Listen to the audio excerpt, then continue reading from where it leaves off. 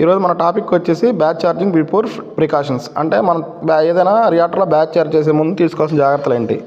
First all utensils అంటే రియాక్టర్లో ఉన్న జాకెట్లో brain, RT circulation, steam ఇవన్నీ కరెక్ట్గా వస్తున్నాయా లేవో చెక్ చేసుకోవాలి. ఆ తర్వాత మనం కియో నుంచి లైన్ క్లియరెన్స్ తీసుకోవాలి. అంటే మనకి అన్ని మెటీరియల్స్, రా మెటీరియల్, లేబుల్స్ అవన్నీ కరెక్ట్గా ఉన్నాయా లేదా, ఆ తర్వాత ప్రీవియస్ అన్నీ టీఎల్సీ అన్నీ ఓకేనియా లేవా అన్నీ చెక్ చేసుకొని మనం క్యూ వాళ్ళ దగ్గరికి వెళ్తే లైన్ క్లియరెన్స్ ఇస్తారు. ఆ తర్వాత మనం మెటీరియల్ వెరిఫై చేసుకోవాలి. మనం బిఫోర్ బ్యాచ్ ఛార్జింగ్ ముందు వాళ్ళు ఇచ్చిన వెయిట్ మళ్ళీ మనం కూడా సరే ఎలక్ట్రానిక్ మిషన్ మీద వెయిట్ వేసుకొని చెక్ చేసుకున్న తర్వాతే బ్యాచ్ ఛార్జ్ చేయాలి. ఆ తర్వాత మస్ట్ అండ్ షుడ్ బీగా సేఫ్టీ సిస్టమ్ అనేది రియాక్టర్కి ఇంపార్టెంట్. మన సాలిడ్ మెటీరియల్ అయినా సరే, లిక్విడ్ మెటీరియల్ అయినా ఏదైనా ఛార్జ్ చేసినప్పుడు నైట్రోజన్ అట్మాస్ఫియర్ ప్లస్ రియాక్టర్ కంపల్సరీగా ఎర్తింగ్ మెయింటైన్ చేస్తే చాలా బెటర్ అనమాట.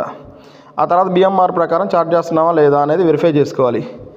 ఆ తర్వాత రెడీ ఫర్ ఛార్జింగ్ అన్నప్పుడు క్యూలో ఫస్ట్ మనకి చార్ట్ ఇస్తాడు. దాంట్లో ఎస్ఆర్నో అనేది యూటిలిటీస్ కరెక్ట్గా ఉన్నాయా లేదా చెక్ చేసుకొని ఎస్ అయితే ఎస్, నో అయితే నో అని పెట్టి ఆ తర్వాత బ్యాచ్ ఛార్జింగ్ చేయాలి. మస్ట్ అండ్ షుడ్ బీగా బ్యాచ్ ఛార్జ్ చేసేటప్పుడు రియాక్టర్ మ్యాన్ హోల్ నుంచి కాకుండా ఏదైనా సాలిడ్ మెటీరియల్ అయినప్పుడు హోపర్ ద్వారా ఛార్జ్ చేసుకోవడం బెటర్.